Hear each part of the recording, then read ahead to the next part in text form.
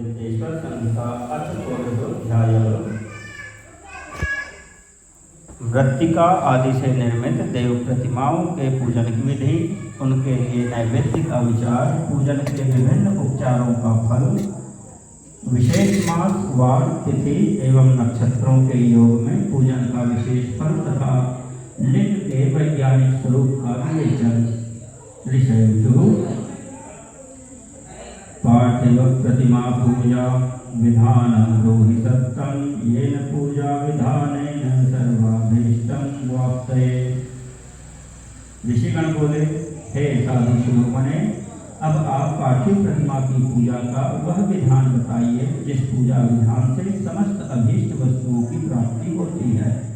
सुतवाच सुसाधु प्रस्थं यस्माभिः सदा सर्वार्थदायकं सत्यो दुःखस्य शमनं शृणुत प्रब्रवीमः। सूत जी बोले, हे महर्षियों, तुम लोगों ने बहुत उत्तम बात पूछी है। पार्थिव प्रतिमा का पूजन सदा संपूर्ण मनोरथों को देने वाला है तथा दुख का तत्काल निवारण करने वाला है। मैं उसका वर्णन करता हूँ, ध्यान देकर सुनिए। अपमृत्युहरं काल मृत्योश्चापि विनाशनं सद्यः कलत्र पुत्रादि धर्म धान्य प्रदं द्विजाः अन्नादि भोज्यं वस्त्रादि सर्वमुत्पद्यते यतः ततो मृदादि प्रतिमा पूजाभीष्ट प्रदा भुवि। पुरुषाणां च नारीणां धिकारोऽत्र निश्चितं नद्यां तडागे कूपे वा जलान्तर्व्रतमाहरेत्। हे द्विजों, यह पूजा अकाल मृत्यु को हरने वाली तथा काल और मृत्यु का भी नाश करने वाली है। यह शीघ्र ही स्त्री, पुत्र और धन धान्य को प्रदान करने वाली है। इसलिए पृथ्वी आदि की बनी हुई देव प्रतिमाओं की पूजा इस भूतल पर अभीष्टदायक मानी गई है। निश्चय ही इसमें पुरुषों का और स्त्रियों का भी अधिकार है। संशोध्य गंधचूर्णेन पेषयित्वा समुण्डपे संशोध्य गंधचूर्णेन पेषयित्वा सुमण्डपे हस्तेन प्रतिमां कुर्यात् क्षीरेण च सुसंस्कृताम् अंगप्रत्यङ्गकोपेतामायुधैश्च समन्वितां पद्मासनस्थितां कृत्वा पूजयेदादरेणिः। विघ्नेशादित्य विष्णुनामम्बायाश्च शिवस्य शिवलिङ्गं च सर्वदा पूजयेत् द्विजः। घोरशैलोपचारैश्च कुर्यात् तत्फलसिद्धये पुष्पेण प्रोक्षणं कुर्यादभिषेकं समन्त्रकम्। नदी, पोखरे अथवा कुएं में प्रवेश करके पानी के भीतर से मिट्टी ले आए। तत्पश्चात गंधचूर्ण के द्वारा उसका संशोधन करके शुद्ध मंडप में रखकर उसे महीन बनाए तथा हाथ से प्रतिमा बनाए और दूध से उसका सम्यक संस्कार करें। उस प्रतिमा में अंग प्रत्यंग अच्छी तरह प्रकट हुए हों तथा वह सब प्रकार के अस्त्र शस्त्रों से संपन्न बनाई गई हो। तदनंतर उसे पद्मासन पर स्थापित करके आदरपूर्वक उसका पूजन करें। गणेश, सूर्य, विष्णु, दुर्गा, शिव और शिव जी की प्रतिमा का एवं शिव जी के शिवलिंग का द्विज को सदा पूजन करना चाहिए। पूजन जनित फल की सिद्धि के लिए 16 उपचारों द्वारा पूजन करना चाहिए। शाल्यन्नेनैव नैवेद्यं सर्वं कुटुम्बमानतः ग्रहेतु कुटुम्बं ज्ञेयं मानुषे प्रस्थमिष्यते।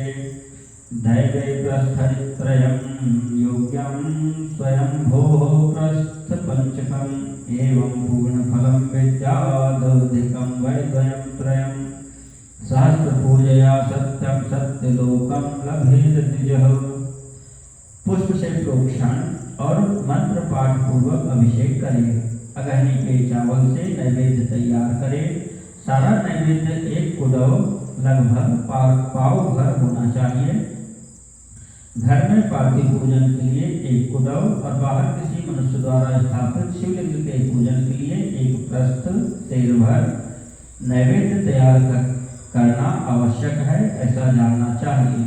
देवताओं द्वारा स्थापित शिवलिंग के लिए 3 सेर नैवेद्य अर्पित करना उचित है और स्वयं प्रकट हुए हुए लिंग के लिए 5 सेर ऐसा करने से पूर्ण फल की प्राप्ति समझनी चाहिए। इससे दुगना या दुगना करने पर और अधिक फल प्राप्त होता है। इस प्रकार 7 बार पूजन करने से द्विज सत्यलोक को प्राप्त कर लेता है। द्वादशांगुल मायां द्विगुणं च ततोऽधिकं प्रमाणमंगुलश्चैकं तद्दूर्ध्वं पंचकत्रयम् अयोदारुकृतं पात्रं शिवमित्युच्यते बुधैः तदष्टभागः प्रस्थः स्यात्तच्चतुष्कुण्डवं मतं 10 पृष्ठं 100 पृष्ठं सहस्रपृष्ठमेव च जलतैलादिगन्धानां यथा योग्यं च मानतः मानुषाश्च स्वयंभूनां महापूजेति कथ्यते।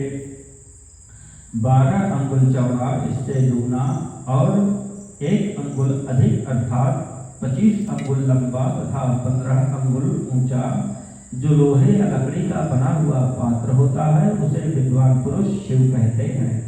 उसका 8वां भाग प्रस्थ कहलाता है जो 4 पुरब के बराबर माना गया है। मनुष्य द्वारा स्थापित शिवलिंग के लिए 10 प्रस्थ, ऋषियों द्वारा स्थापित शिवलिंग के लिए 100 प्रस्थ और स्वयंभू शिवलिंग के लिए 1 सहस्त्र प्रस्थ नैवेद्य निवेदन किया जाए तथा जल तैल आदि एवं गंध द्रव्यों की भी यथा योग्य मात्रा रखी जाए तो यह उन शिवलिंगों की महापूजा बताई जाती है।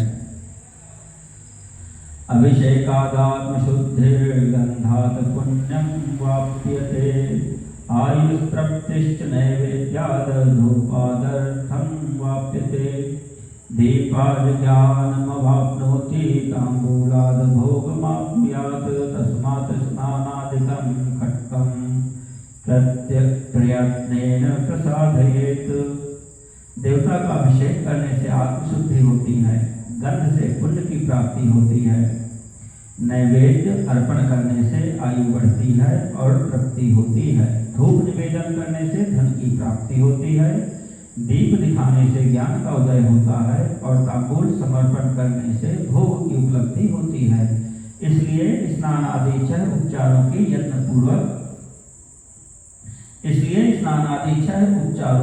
यत्न पूर्वक अर्पित करें। नमस्कारो जपश्चैव सर्वाभीष्ट प्रदाभुभव पूजाते च सदाकार्यो भोग मोक्षार्थ निर्भरैः संपूज्य मनसा पूर्वं कुर्यात् तत् सदा नरः देवानां पूजया चैव तत्तल्लोकं वाप्नुयात् तदवान्तरलोके च यथेष्टं भोग्यमाप्यते तद्विशेषान् प्रवक्ष्यामि शृणुत श्रद्धया पूजाः। नमस्कार और जप ये दोनों संपूर्ण अभीष्ट फल को देने वाले हैं, इसलिए भोग और मोक्ष की इच्छा रखने वाले लोगों को पूजा के अंत में सदा ही जप और नमस्कार करना चाहिए। मनुष्य को चाहिए कि वह सदा पहले मन से पूजा करके फिर उन उपचारों से पूजा करे। देवताओं की पूजा से उन देवताओं के लोगों की प्राप्ति होती है तथा उनके अवान्तर लोक में भी यथेष्ट भोग की वस्तुएं उपलब्ध होती हैं। विघ्नेश पूजया सम्यक् भूर्लोके भीष्टमाप्नुयात् शुक्रवारे चतुर्थ्यां च सिते श्रावण भाद्रके भिषग्रक्षे धनुर्मासे विघ्नेशं विधिवत्यजेत शतं पूजा सहस्रं वा तत्संख्याक दिनैर्व्रजेत। देवाग्नि श्रद्धया नित्यं पुत्रदं श्रेष्ठदं नृणां सर्वपापप्रशमनं तत्तदुरितनाशनं वारपूजां शिवादीनामात्मशुद्धिप्रदां विदुः तिथि नक्षत्रयोगानामाधारं सार्वकामिकं तथा वृद्धिक्षया भावात् पूर्णब्रह्मात्मकं विदुः उदयादुदयं वारो ब्रह्मप्रभृतिकर्मणां तिथ्यादौ देवपूजा हि पूर्णभोगप्रदानणां पूर्वभागः पितॄणां तु निशियुक्तः प्रशस्यते। हे द्विजो, अब मैं देव पूजा से प्राप्त होने वाले विशेष फलों का वर्णन करता हूँ। आप लोग श्रद्धापूर्वक सुने। विघ्नराज गणेश की पूजा से भूलोक में उत्तम अभीष्ट वस्तु की प्राप्ति होती है। शुक्रवार को श्रवण और भाद्रपद मासों की शुक्ल पक्ष की चतुर्थी को और पौष मास में शतभिषा नक्षत्र के आने पर विधि पूर्वक गणेश जी की पूजा करनी चाहिए। 100 या सहस्त्र दिनों में 100 या सहस्त्र बार पूजा करें। देवता और अग्नि में श्रद्धा रखते हुए किया जाने वाला उनका नित्य पूजन मनुष्यों को पुत्र एवं अभीष्ट वस्तु प्रदान करता है। वह समस्त पापों का शमन तथा भिन्न भिन्न दुष्कर्मों का विनाश करने वाला है। विभिन्न वारों में की हुई शिवाजी की पूजा को आत्मशुद्धि प्रदान करने वाली समझना चाहिए। वार या दिन, तिथि, नक्षत्र और योगों का आधार है।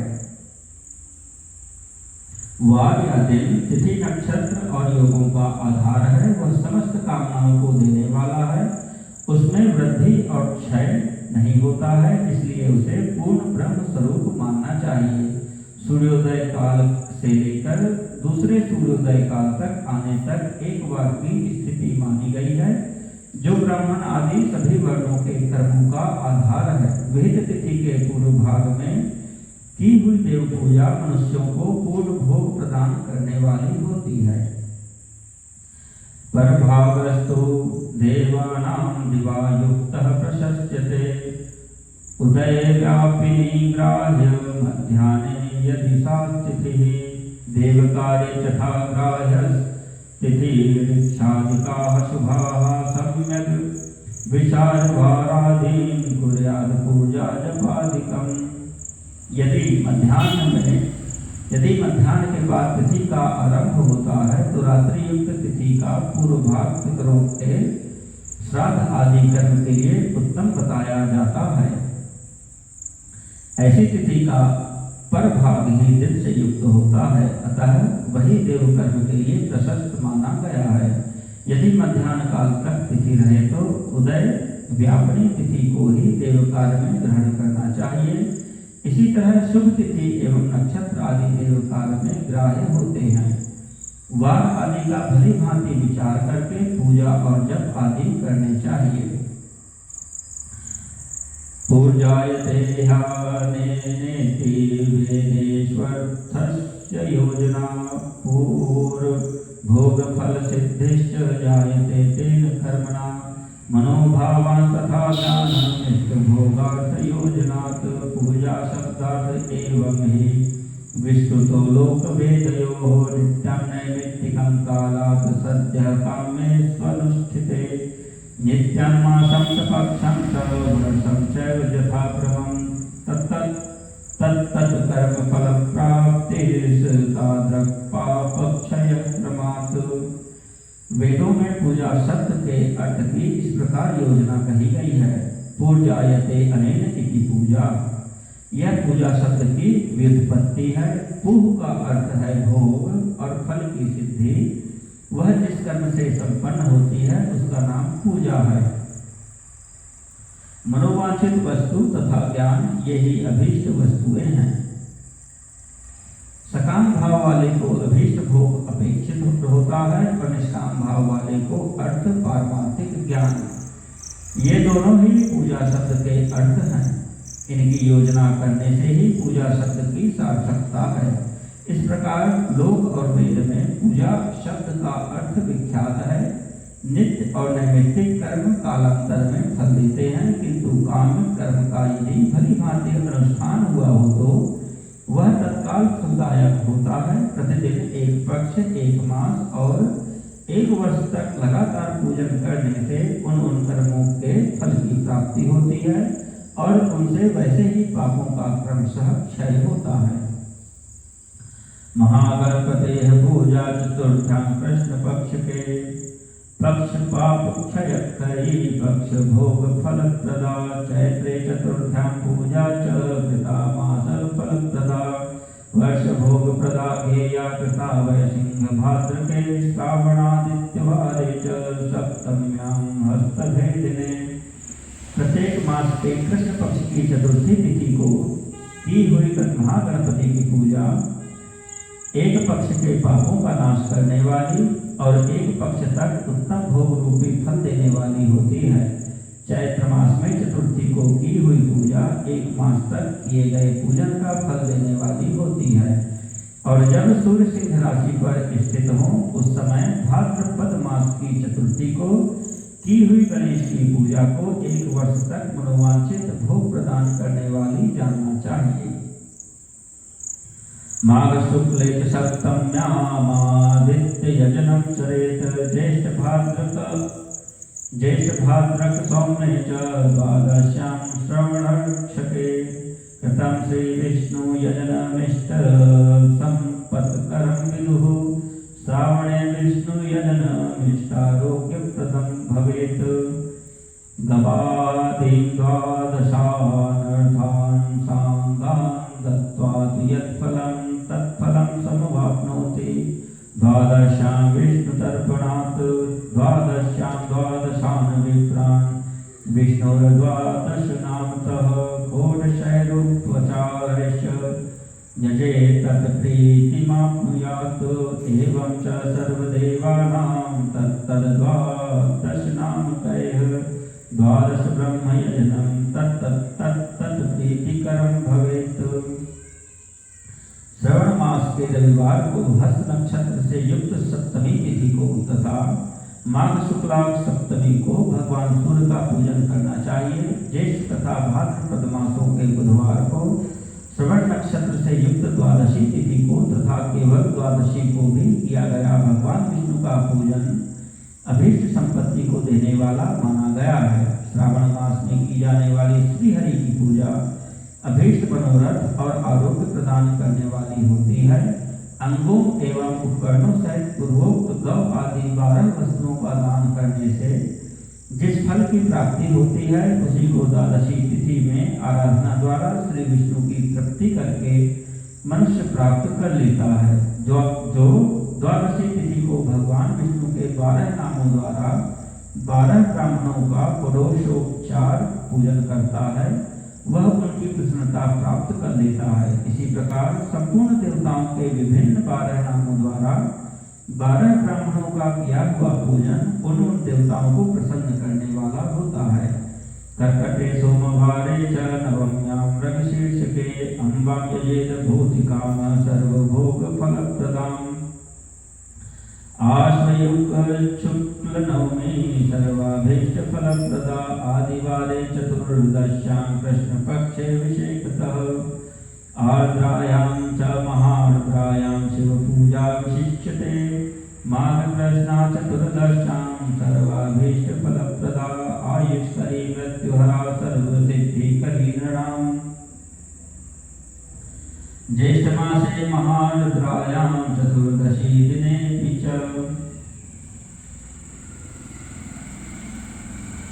ऐश्वर्य की इच्छा रखने वाले पुरुष को कर्क की संक्रांति से युक्त श्रावण मास में नवमी तिथि को मृगशिरा नक्षत्र के योग में संपूर्ण मनोवांछित भोगों और फलों को देने वाली अंबिका का पूजन करना चाहिए। अश्विन मास के शुक्ल पक्ष की नवमी तिथि संपूर्ण अभीष्ट फलों को देने वाली है। उसी मास के कृष्ण पक्ष की चतुर्दशी को यदि रविवार पड़ा हो तो उस दिन का महत्व विशेष बढ़ जाता है। उसके साथ ही यदि आर्द्रा और महार्द्रा सूर्य क्रांति से युक्त आर्द्रा का योग हो तो उक्त अवसरों पर की हुई शिव पूजा का विशेष महत्व माना गया है।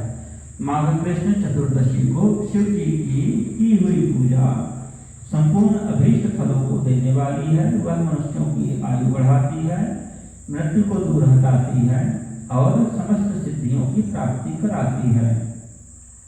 मार्गशीर्षावत्रकायां षोडशैरुपचारकैः तत्तन्मूर्ति शिवं पूज्य तस्य वैपाददर्शनम्। शिवस्य यजनं गेयं भोगमोक्षप्रदं नृणां। वारादिदेव यजनं कार्तिकेयः विशिष्यते। कार्तिके मासे संप्राप्ते सर्वान् देवान् यजेत बुधः। दानेन तपसा होमैः जपेन नियमेन च। घोरशैरुपचारैश्च प्रतिमा विप्रमन्त्रकैः ब्राह्मणानां भोजनेन निष्कामार्ति हरो भवेत्। ज्येष्ठ मास में चतुर्दशी को यदि महार्द्रा का योग हो अथवा मार्गशीर्ष मास में किसी भी तिथि को यदि आर्द्रा नक्षत्र हो तो उस अवसर पर विभिन्न वस्तुओं की बनी हुई मूर्ति के रूप में शिव जी की जो 16 उपचारों से पूजा करता है उस पुण्यात्मा के चरणों का दर्शन करना चाहिए। भगवान शिव की पूजा मनुष्यों को भोग और मोक्ष देने वाली है, ऐसा जानना चाहिए। कार्तिक मास में प्रत्येक वार और तिथि आदि में देव पूजा का विशेष महत्व है। कार्तिक मास आने पर विद्वान पुरुष दान, तप, होम, जप और नियम आदि के द्वारा समस्त देवताओं का षोडशोपचारों से पूजन करे। उस पूजन में देव प्रतिमा, ब्राह्मण तथा मंत्रों का उपयोग आवश्यक है। ब्राह्मणों को भोजन कराने से वह पूजन कर्म संपन्न होता है। पूजक को चाहिए कि वह कामनाओं को त्याग कर पीड़ा रहित शांत हो, देवाराधन में तत्पर रहे। कार्तिके देव यजनं सर्वभोग प्रदं भवेत्, व्याधीनां हरणं चैव भवेद् भूतग्रहक्षयः। कार्तिकादित्यवारेषु नृणामादित्यपूजनात् तैलकार्पास्तदानात् तु भवेत् पुष्ठादिसंक्षयः। हरितकीमरीचीनां वस्त्रक्षीरादिदानतः ब्रह्मप्रतिष्ठया चैव क्षयरोगक्षयो भवेत्। दीपशर्तपदानाच्च अपस्मारक्षयो भवेत्। कृत्तिका सोमवारेषु शिवस्य यजनं नृणाम्। कार्तिक मास में देवताओं का यजन पूजन समस्त भोगों को देने वाला होता है। यह व्याधियों को हर लेने वाला और भूतों तथा ग्रहों का विनाश भी करने वाला है। कार्तिक मास के रविवारों को भगवान सूर्य की पूजा करने और तेल तथा कपास का दान करने से मनुष्यों के कोढ़ आदि रोगों का नाश होता है। हर्रे, काली मिर्च, वस्त्र तथा दूध आदि के दान से, ब्राह्मणों की प्रतिष्ठा करने से क्षय के रोग का नाश होता है। दीप और सरसों के दान से मृगी का रोग मिट जाता है। महादारिद्र्यशमनं सर्वसंपत्करं भवेत्। गृहक्षेत्रादिदानाच्च ग्रहोपकरणादिना। कृत्तिका भौमवारेषु स्कन्दस्य यजनानृणां दीपघण्टादिदानाद्वै वाक्षि सिद्धिर्चिराग भवेत्। कृत्तिका नक्षत्र से युक्त सोमवारों को किया हुआ शिव जी का पूजन मनुष्यों को महान दारिद्र्य को मिटाने वाला और संपूर्ण संपत्तियों को देने वाला है। घर की आवश्यक सामग्रियों के साथ गृह और क्षेत्र आदि का दान करने से भी उक्त फल की प्राप्ति होती है। कृत्तिका युक्त मंगलवारों को श्री स्कंद का पूजन करने से तथा दीपक एवं घंटा आदि दान देने से मनुष्यों को शीघ्र ही वाक् सिद्धि प्राप्त हो जाती है।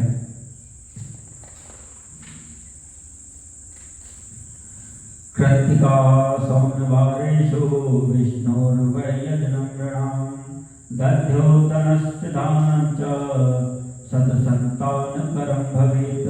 कृत्तिका गुरुवारेषु ब्रह्मणो यजनाधनैः मधुस्वर्णाद्यदानेन भोगवृद्धिर्भवेत् नृणाम्। कृत्तिका युक्त बुधवारों को किया हुआ श्री विष्णु का यजन तथा दही भात का दान मनुष्यों को उत्तम संतान की प्राप्ति कराने वाला होता है। कृत्तिका युक्त गुरुवारों को धन से ब्रह्मा जी का पूजन तथा मधु, सोना और घी का दान करने से मनुष्यों के भोग वैभव की वृद्धि होती है। कृत्तिका शुक्रवारेषु गजतुण्डस्य याजनात् गन्धपुष्पान्नदानेन भोगवृद्धिर्भवेत् नृणाम्। वन्ध्यासुपुत्रं लभते स्वर्णरौप्यादिदानतः। कृत्तिका शनिवारेषु दिक्पालां च वन्दनं दिग्गजानां च नागानां सेतुपानां च पूजनं।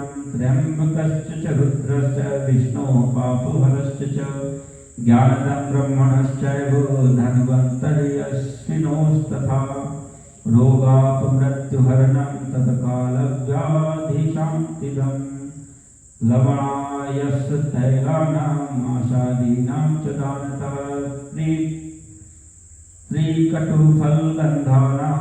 शिवादीनां च दानतः ध्रुवाणां कठिनानां च प्रस्थेन फलमानतः स्वर्गप्राप्तिर्धनुर्मासे यशः काले च पूजनं शिवादीनां च सर्वेषां क्रमाद्वय सर्वसिद्धये शाल्यन्नस्य हविष्यस्य नैवेद्यं शस्त्रमुच्यते विविधान्नस्य नैवेद्यं धनुर्मासे विशिष्यते मार्गशीर्षेन्नदस्यैव सर्वमिष्टफलं भवेत्।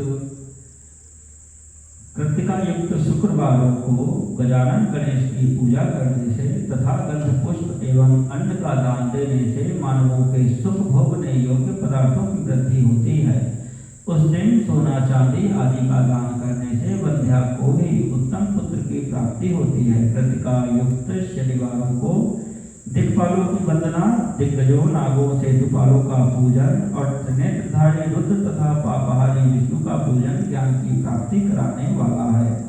ब्रह्मा धन्वंतरी एवं दोनों अश्विनी कुमारों का पूजन करने से रोग तथा अपमृत्यु का निवारण होता है और तत्कालिक व्याधियों की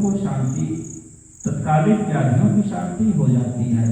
नमक, लोहा, तेल और उड़द आदि का तिकट्टू, सोंठ, पीपल और गोल मिर्च, फल, गंध और जल आदि का तथा घृत आदि द्रव पदार्थों का और स्वर्ण, मोती, धान आदि ठोस वस्तुओं का भी दान देने से स्वर्गलोक की प्राप्ति होती है। इनमें से नमक आदि का मान कम से कम 1 प्रस्थ सेर और स्वर्ण आदि का मान कम से कम 1 पद होना चाहिए। धनु की संक्रांति से युक्त पौष मास में उषः काल में शिव आदि समस्त देवताओं का पूजन क्रमशः संपन्न समस्त सिद्धियों की प्राप्ति कराने वाला होता है। इस पूजन में अगहनी के चावल से तैयार किए गए भविष्य का नैवेद्य उत्तम बताया जाता है। पौष मास में नाना प्रकार के अन्न का नैवेद्य विशेष महत्व रखता है।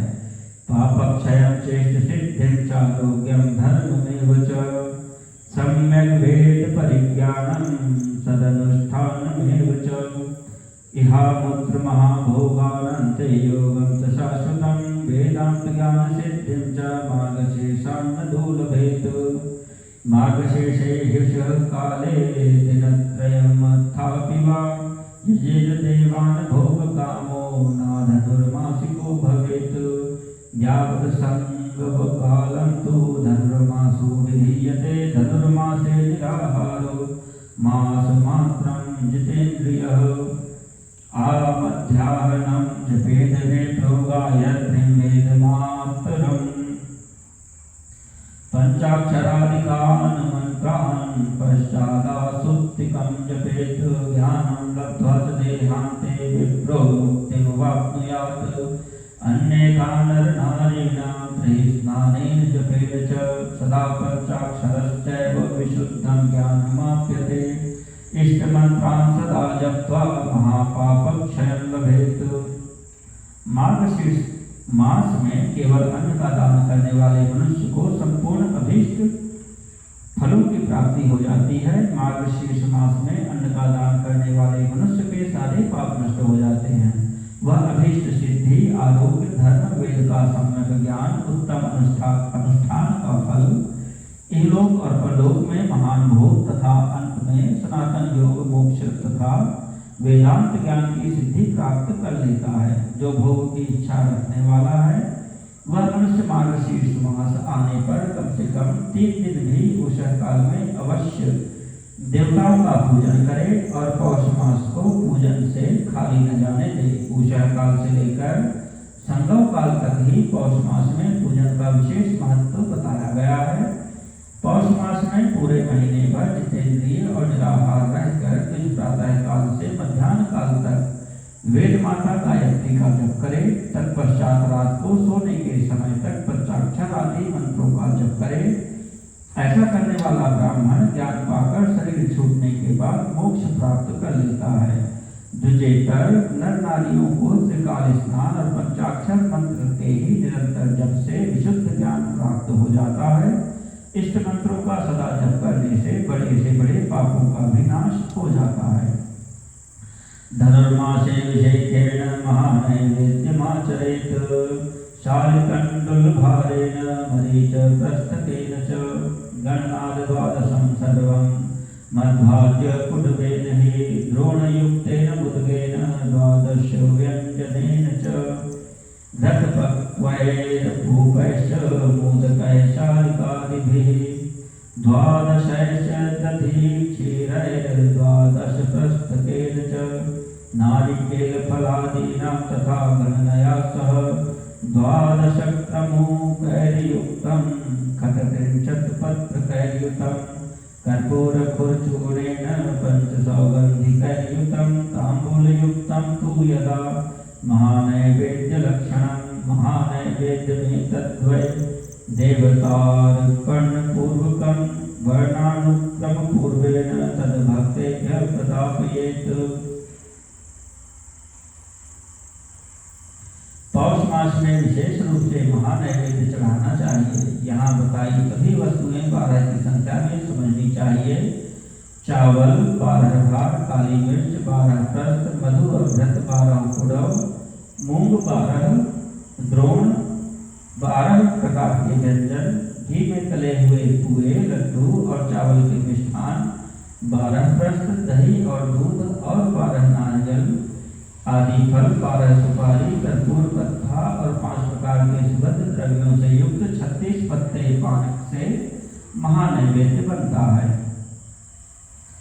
एवं चौदना नैवेद्याद भूमौ राष्ट्रपतिर्भवेत् महानैवेद्य दानेन नरः स्वर्गं वाप्नुयात् महानैवेद्य दानेन सहस्रेण द्विजर्षभाः सत्यलोकं च कल्लोके पूर्णमायुर्वाप्नुयात् सहस्राणां च त्रिशन्त्या महानैवेद्यदानतः तद्धूर्धलोकमाप्यैव न पुनर्जन्म भाग भवेत्।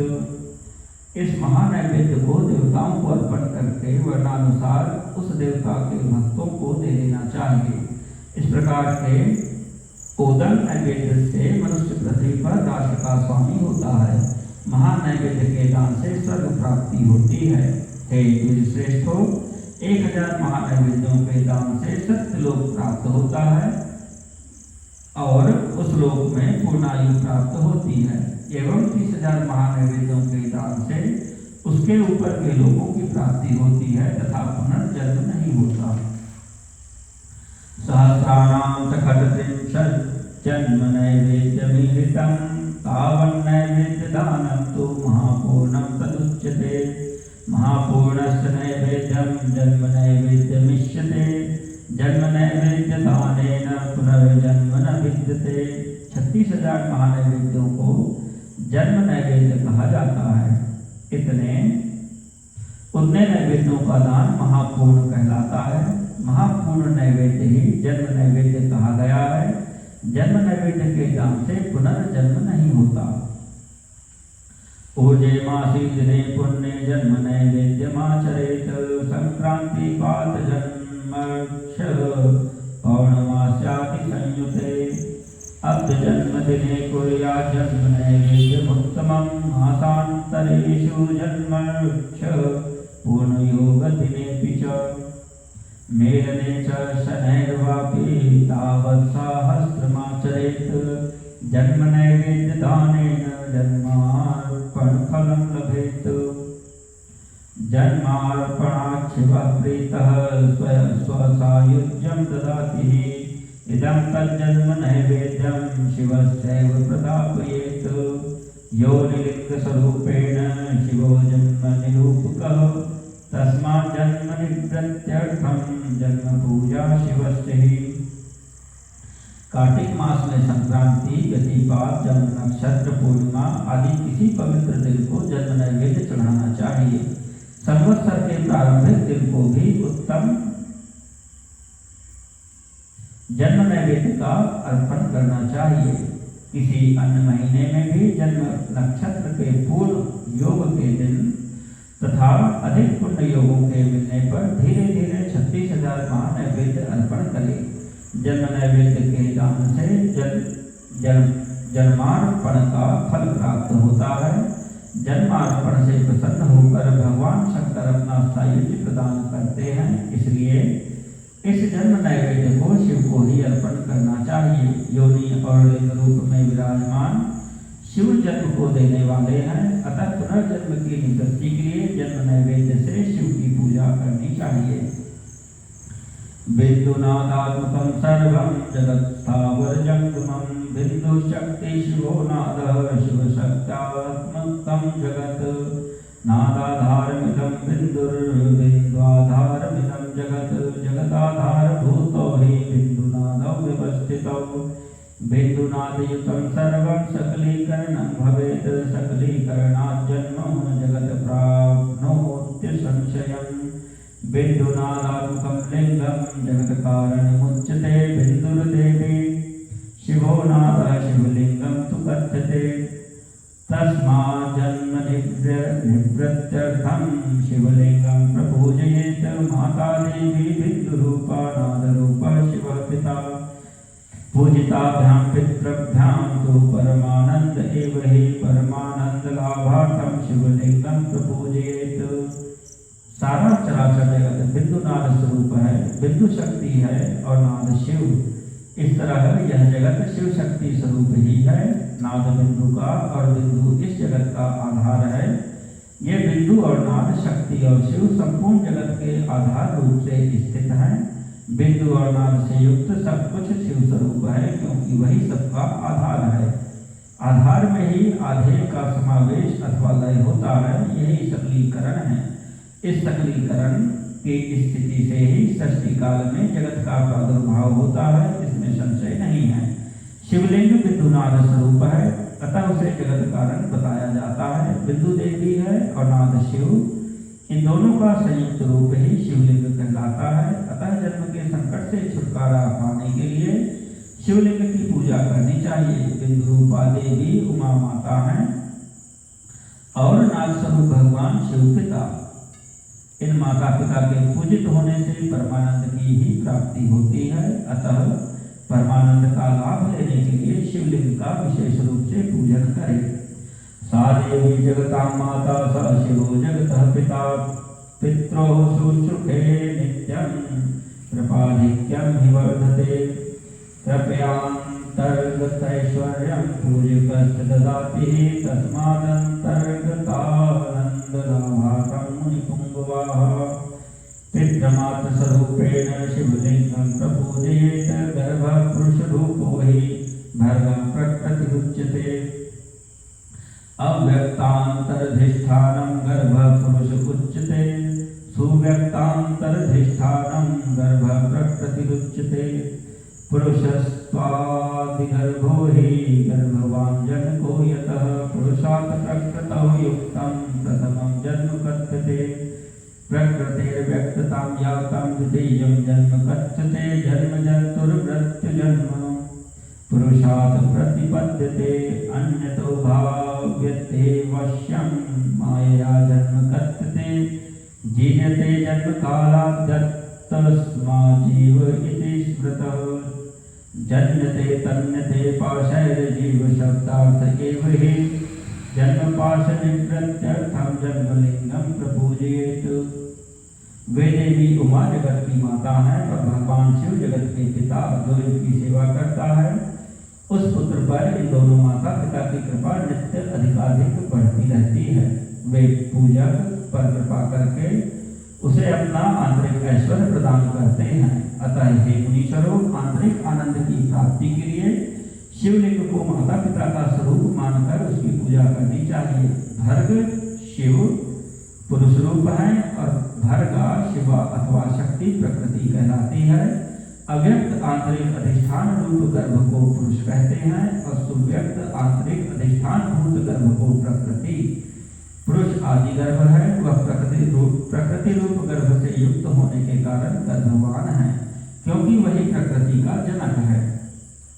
प्रकृति में जो पुरुष का संयोग होता है, यही पुरुष से उसका प्रथम जन्म कहलाता है। अव्यक्त प्रकृति से महत्त्वादि के क्रम से जो जगत का व्यक्त होना है, यही उस प्रकृति का द्वितीय जन्म कहलाता है। जीव पुरुष से ही बार बार जन्म और मृत्यु को प्राप्त होता है। माया द्वारा अनन्य रूप से प्रकट किया जाना ही उसका जन्म कहलाता है। जीव का शरीर जन्म काल से ही जीर्ण क्षय भाव विकारों से युक्त होने लगता है, इसलिए उसे जीव यह संज्ञा दी जाती है। जो जन्म लेता और विविध पाशों द्वारा बंधन में पड़ता है उसका नाम जीव है। जन्म और बंधन जीव शब्द का ही अर्थ है। अतः जन्म मृत्यु रूपी बंधन की निवृत्ति के लिए जन्म के अधिष्ठान भूत माता पितृ स्वरूप शिवलिंग का भली भांति पूजन करना चाहिए। भम मृद्धिं गच्छति इत्यर्थाद् भगः प्रकृतिरुच्यते। प्राकृतः शब्दमात्राद्यः प्राकृतेन्द्रिय भोजनात् भगश्चेदं भोगमिति शब्दार्थो मुख्यतः श्रुतः। मुख्यो भगस् प्रकृतिः भगवान् शिव उच्यते। शब्दादि पंच तन मात्राओं तथा पंचेंद्रियों से विषय ग्रहण करने से भ अर्थात वृद्धि को गच्छति अर्थात प्राप्त होती है, इसलिए भग शब्द का अर्थ प्रकृति है। भोगी भग का मुख्य शब्दार्थ है। मुख्य भग प्रकृति है और भगवान शिव कहे जाते हैं। भगवान भोगदाता ही नान्यो भोग प्रदायकः भगस्वामी च भगवान भग इत्युच्यते बुधैः। भगेन सहितं लिंगं भगं लिंगेन संयुक्तम् इहामुत्र च भोगार्थं नित्यभोगार्थमेव च भगवन्तं महादेवं शिवलिंगं प्रपूजयेत्। भगवान ही भोग प्रदान करते हैं, दूसरा कोई नहीं दे सकता। भग प्रकृति का स्वामी भगवान ही विद्वानों द्वारा भग कहा जाता है। भग प्रकृति से संयुक्त परमात्मा लिंग और लिंग संयुक्त भग प्रकृति ही इस लोक और परलोक में नित्य भोग प्रदान करते हैं। अतः भगवान महादेव के शिवलिंग की पूजा करनी चाहिए। लोक प्रसविता सूर्यस्त तच्चिह्नं तस्वाद भवेत्। लिंगे प्रसूति कर्तारं लिंगिनं पुरुषो यजेत। लिंगार्थगमकं चिह्नं लिंगमित्यभिधीयते। संसार को उत्पन्न करने वाले सूर्य हैं और उत्पन्न करने के कारण जगत ही उनका प्रत्यक्ष चिन्ह है, इसलिए उनका नाम भग भी है। पुरुष को लिंग में जगत को उत्पन्न करने वाले लिंगी की ही पूजा करनी चाहिए। सृष्टि के अर्थ को बताने वाले चिन्ह के रूप में ही उसे लिंग कहा जाता है। लिंगमर्थं हि पुरुषं शिवं गमयति इत्यतः शिवशक्त्योश्च चिह्नस्य मेलनं लिंगमुच्यते। स्वचिह्न पूजनात् प्रीतश्चिह्नकार्यं न गीयते। चिह्नकार्यं तु जन्मादि जन्माजं विनिवर्तते। प्राकृतः पुरुषैश्चापि बाह्याभ्यन्तरसम्भवैः कोणशैलोपचारैश्च शिवलिंगं प्रपूजयेत्। एवमादित्यवारे हि पूजा जन्म निवर्तिका। आदिवारे महालिंगं प्रणवेनैव पूजयेत्। लिंग परम पुरुष शिव का बोध कराता है। इस प्रकार शिव और शक्ति के मिलन के प्रतीक को ही शिवलिंग कहा गया है। अपने चिन्ह के पूजन से प्रसन्न होकर महादेव उस चिन्ह के कारण रूप जन्मादि को समाप्त कर देते हैं तथा पूजक के पुनर्जन्म की प्राप्ति नहीं होती। अतः सभी लोगों को यथा प्राप्त बाह्य और मानसिक षोडशोपचारों से शिवलिंग का पूजन करना चाहिए। आदिवारे पंचगव्यभिषेको विशिष्यते। गोमयं गोजलं क्षीरं दध्याजं पंचगव्ययम्। रविवार को की गई पूजा पुनर्जन्म का निवारण कर देती है। रविवार को महालिंग की प्रणव ओम से ही पूजा करनी चाहिए। उस दिन पंचगव्य से किया गया अभिषेक विशेष महत्व का होता है। गोबर, गोमूत्र, दो दुग्ध, उसका दही और गोघृत यह पंचगव्य कहे गए हैं। क्षीराजं च पृथक् चैव मधुनाप्तेक्षुसारकैः। गव्यशीलान्न नैवेद्यं प्रणवेनैव कारयेत्। प्रणवं ध्वनिलिंगं तु नादलिंगं स्वयंभुवः। बिन्दुलोकं तु यन्त्रं कारं तु प्रतिष्ठितम्। उकारं सदलिंगं चादकारं गुरुविग्रहं। खडलिंग पूजयादेशं जीवन्मुक्तो न संशयः। गाय का दूध, गाय का दही और गाय का घी, इन तीनों को पूजन के लिए शहद और शक्कर के साथ पृथक पृथक भी रखें और इन सबको मिलाकर सम्मिलित रूप से पंचामृत भी तैयार कर ले। इनके द्वारा शिवलिंग का अभिषेक एवं स्नान कराए। फिर गाय के दूध और अन्न के मेल से नैवेद्य तैयार करके प्रणव मंत्र के उच्चारण पूर्वक उसे भगवान शिव को अर्पित करें। संपूर्ण प्रणव को ध्वनि लिंग कहते हैं। स्वयं भूलिंग नाद स्वरूप होने के कारण नादलिंग कहा गया है। यंत्र या अर्घाग्नि स्वरूप होने के कारण बिंदु लिंग के रूप में विख्यात है। उसमें अचल रूप से प्रतिष्ठित जो शिवलिंग है वह मकार स्वरूप है, इसलिए मकार लिंग कहलाता है। सवारी निकालने आदि के लिए जो चरण लिंग होता है वह उकार स्वरूप होने के कारण उकार लिंग कहा गया है। तथा पूजा की दीक्षा देने वाले जो गुरु या आचार्य हैं उनका विग्रह आकार का प्रतीक होने से आकार लिंग माना गया है। इस प्रणव में प्रतिष्ठित आकार, उकार, मकार, बिंदु, नाद और ध्वनि के रूप में लिंग के 6 भेद हैं। उन 6 लिंगों की नित्य पूजा करने से अधिक साधक जीवन मुक्त हो जाता है, इसमें संशय नहीं है। शिवस्य भक्त्या पूजा ही जन्म मुक्ति करीणाम रुद्राक्ष धारणात् पादमर्दं वै भूति धारणात् पादं मंत्र जाप्या च पूजया पूर्ण भक्तिमा शिवलिंगं च भक्तं च पूज्य मोक्षं लभेन्नरः। यत् इमं पठते ध्यायं शृणुयात्वा समाहिता तस्यैव शिवभक्तिश्च वर्धते सुदृढ़ाद्विजाः। भक्ति पूर्वक की गई शिव पूजा मनुष्यों को पुनर्जन्म से छुटकारा दिलाती है। रुद्राक्ष धारण से 1/4, विभूति भस्म धारण से आधा, मंत्र जप से 3/4 और पूजा से पूर्ण लाभ प्राप्त होता है, पूर्ण फल प्राप्त होता है। शिवलिंग और शिव भक्त की पूजा करके मनुष्य मोक्ष प्राप्त करता है। हे जो इस अध्याय को ध्यान पूर्वक पढ़ता सुनता है उसकी शिव भक्ति सुदृढ़ होकर बढ़ती रहती है। इति श्री शिव महापुराणे प्रथमायां कृतेश्वर संहितायां पार्थिव पूजा प्रकारादि वर्णन नाम षोडशोऽध्यायः।